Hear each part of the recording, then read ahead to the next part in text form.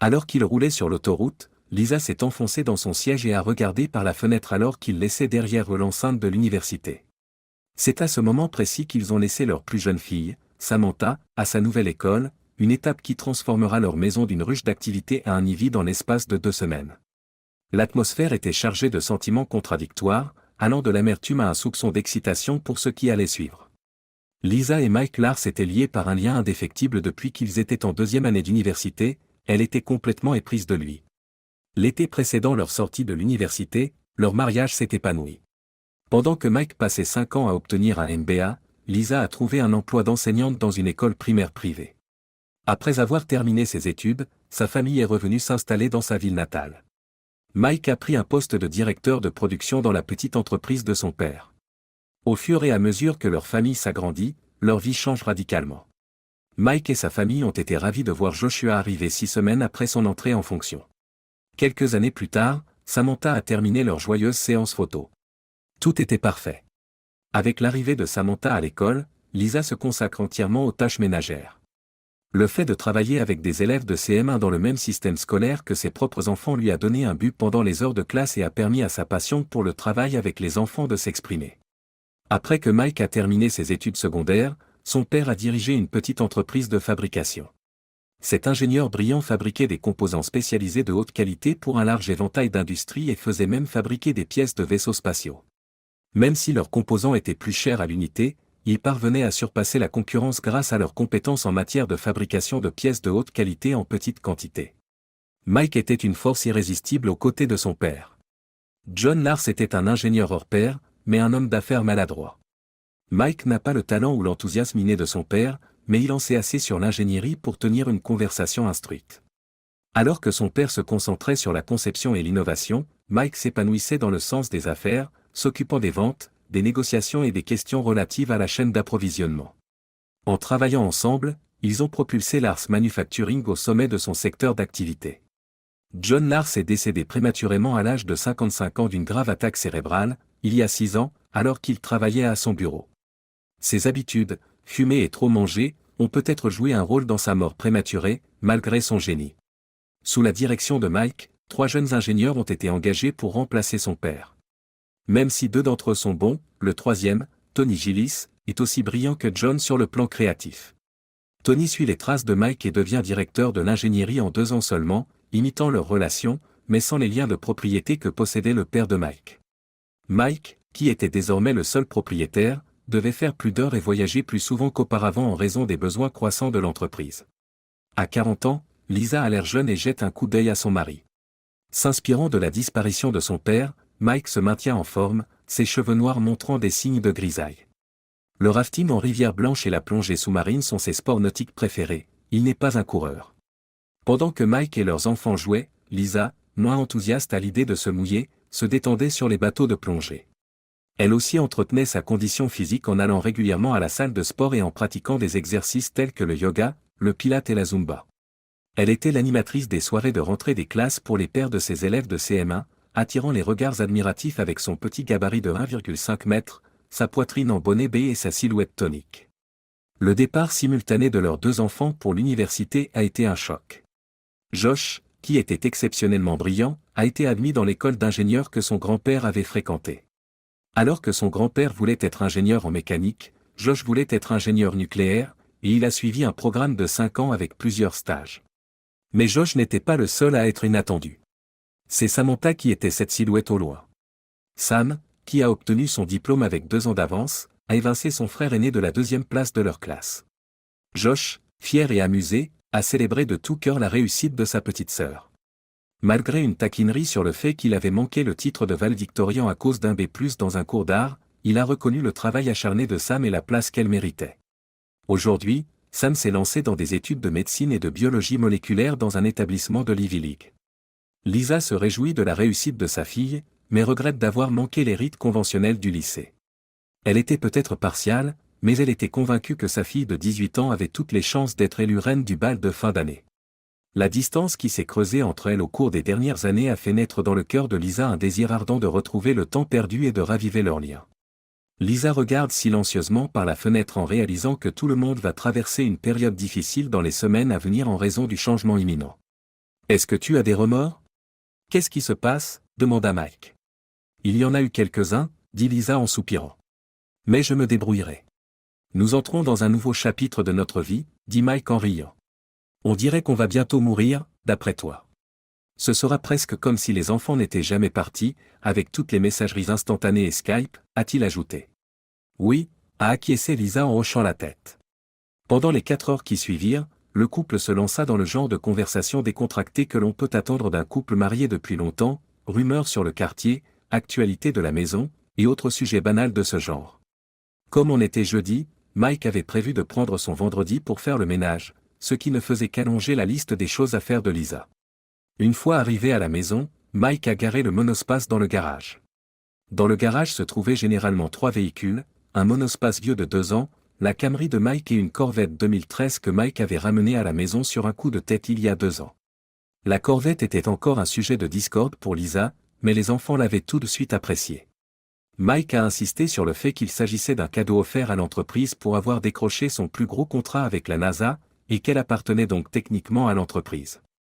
Après 8 heures de route, le transport des affaires de Sam dans sa chambre et l'intimité passionnée de la nuit précédente, le corps légèrement endolori de Lisa aspirait à une douche chaude et à un lit. En sortant de la camionnette, Mike a dit « Je vais chercher du lait ».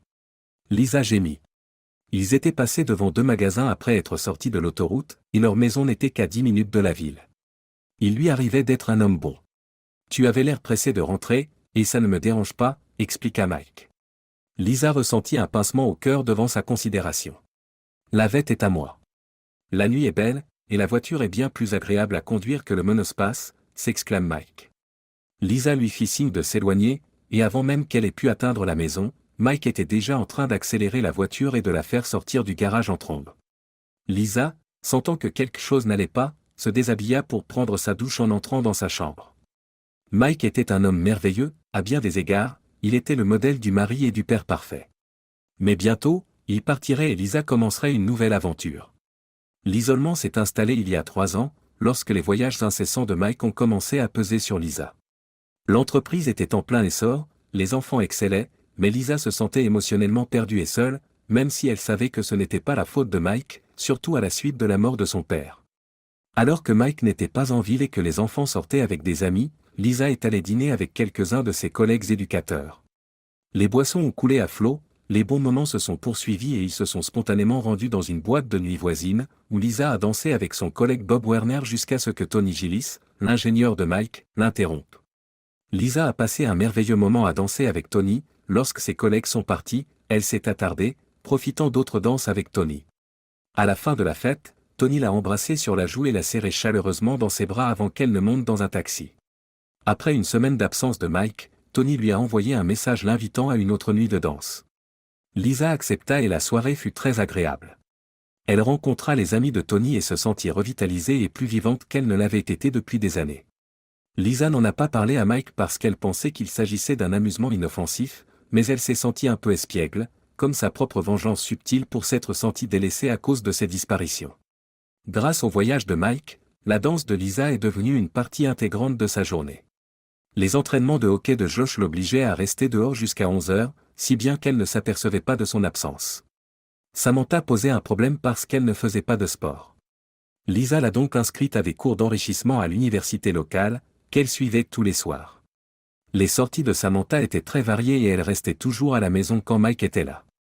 Tony est entré dans sa vie à un moment crucial, devenant son confident le plus proche. Au cours d'un dîner avant d'aller danser, Lisa s'ouvrait à Tony sur le fait qu'elle se sentait ignorée par Mike. Elle souriait timidement en avouant combien elle se réjouissait de ses nuits sans lui, et Tony était là pour la soutenir. Lisa, furieuse pour son amie, voulait une confrontation immédiate, mais Tony expliqua calmement que, légalement, Mike l'avait lié par un contrat qu'il avait signé lorsqu'il avait rejoint la société, accordant la propriété de tous les droits de propriété intellectuelle à l'entreprise et exonérant Mike de tout partage. De sorte qu'il était légalement tenu de garder le silence sur la façon dont Mike ignorait la qualité de l'ingénierie en faveur de plus grands profits, profitant des idées développées par Tony sans en partager les gains. Ils quittèrent le restaurant et se rendirent directement à l'appartement de Tony, sautant leur routine de danse habituelle ce soir-là, tandis que Lisa, enragée par le rejet et le traitement de son ami par son mari, étreignait fermement Tony, ce qui conduisit à un baiser passionné. Malgré leur danse hebdomadaire, lorsque les enfants et Mike étaient absents, Lisa se retrouvait souvent dans les bras de Tony. Lisa refusait d'appeler cela une liaison, elle pensait avoir trouvé son âme sœur. Leur relation était intense et leur intimité palpitante. Tony incarnait l'amour auquel elle aspirait, et elle envisagea de divorcer de son mari pour repartir à zéro avec son employé de 29 ans. Cependant, Lisa hésitait à finaliser son divorce en raison de 2 facteurs. Tout d'abord, ses enfants. Ayant vu ses étudiants faire face aux conséquences des divorces, elle était fermement décidée à ne pas soumettre ses propres enfants à la difficulté de devoir jongler avec 2 foyers. Même si Mike n'était présent que de temps en temps, elle chérissait son rôle de père et conservait des sentiments résiduels à son égard, de sorte qu'elle ne laisserait pas ses enfants grandir sans papa. Un autre obstacle était la demande en mariage de Tony.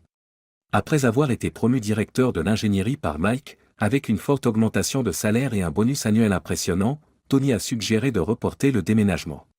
Il voulait apprendre à mieux connaître le rôle et les clients, et a donc suggéré que Lisa achète la société dans le cadre de l'accord de divorce.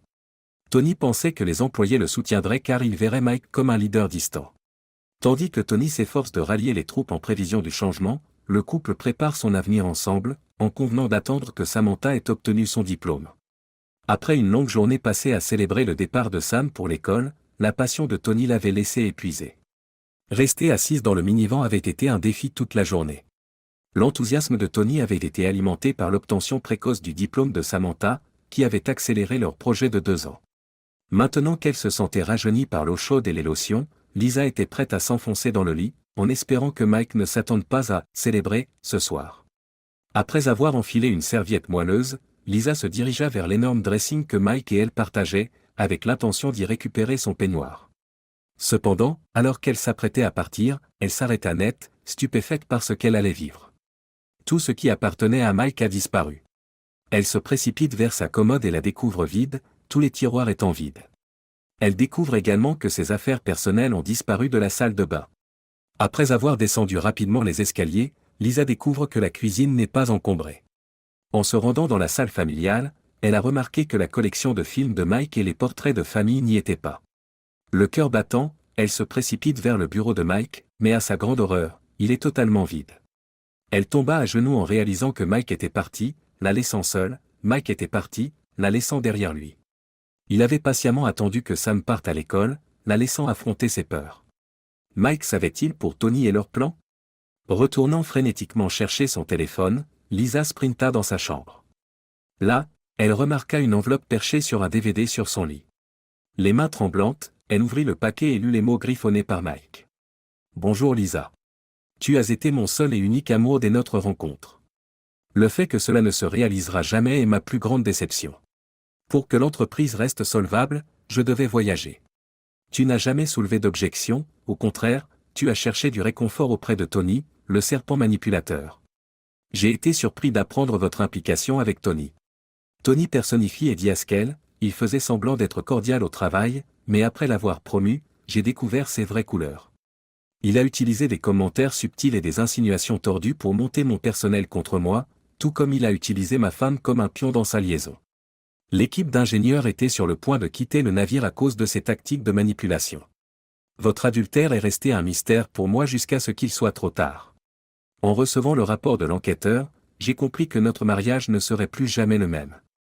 Notre seul accord était d'attendre patiemment la remise des diplômes de Sam. Inutile d'en informer les enfants, ils le savaient déjà. C'est Sam qui m'a informé. Notre fille de 14 ans a dû raconter à son père la trahison de sa mère.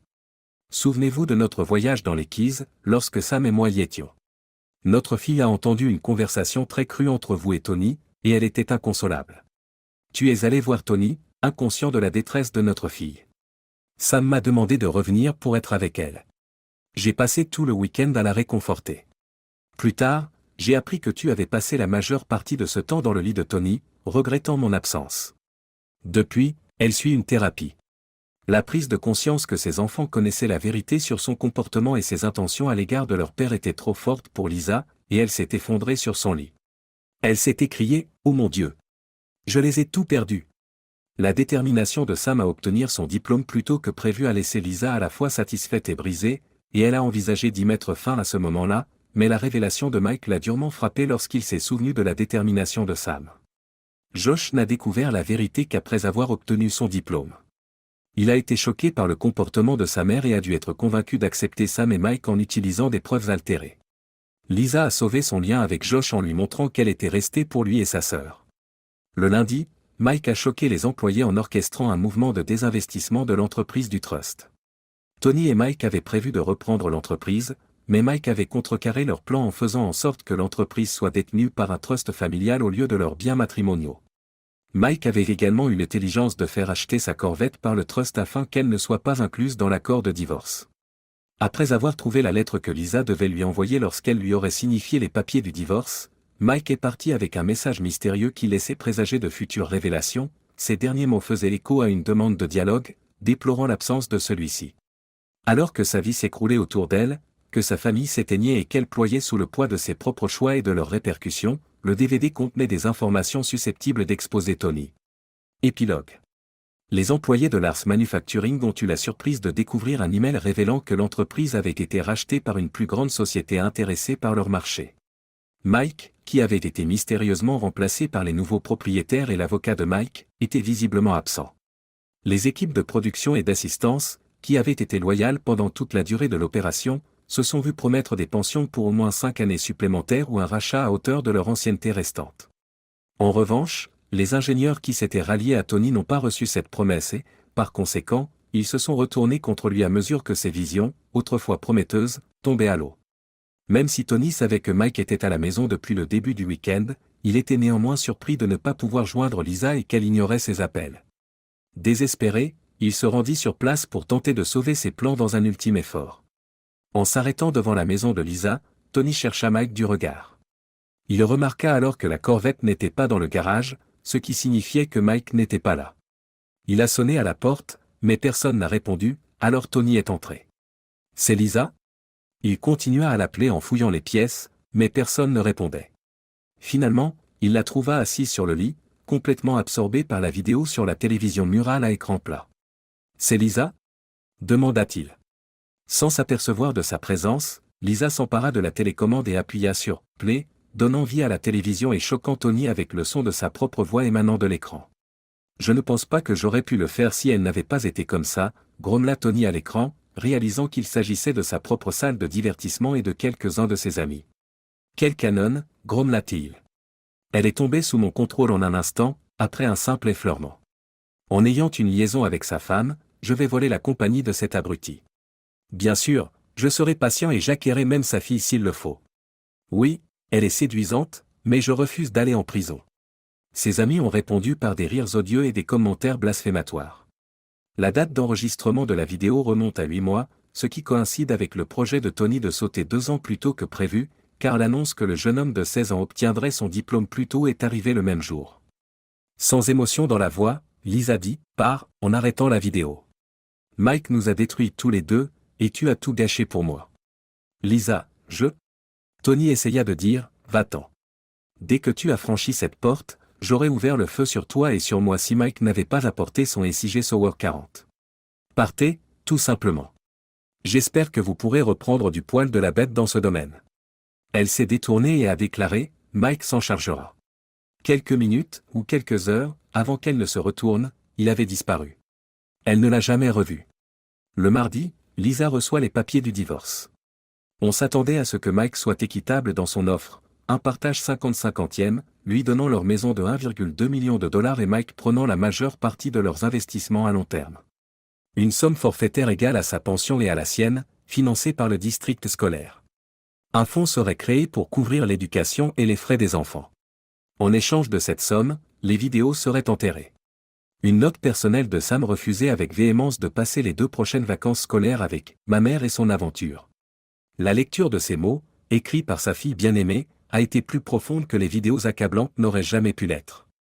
Mike obtiendra la garde complète de Sam, mais compte tenu des engagements de Sam à l'université, cela devient presque insignifiant. Quelle était la conséquence de ces actes ?